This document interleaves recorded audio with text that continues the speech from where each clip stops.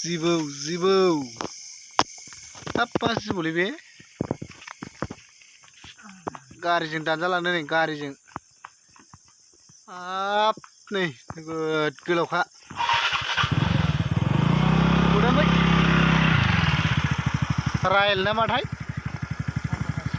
रायल सोंदां ना रायल नङा हा थोद हाग्रामा जायो नुबा बे रायला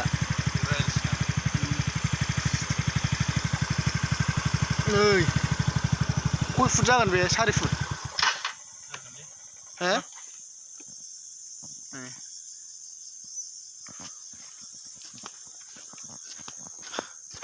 4 फुट जाखागोन 4 फुटनि बारगोनलै बे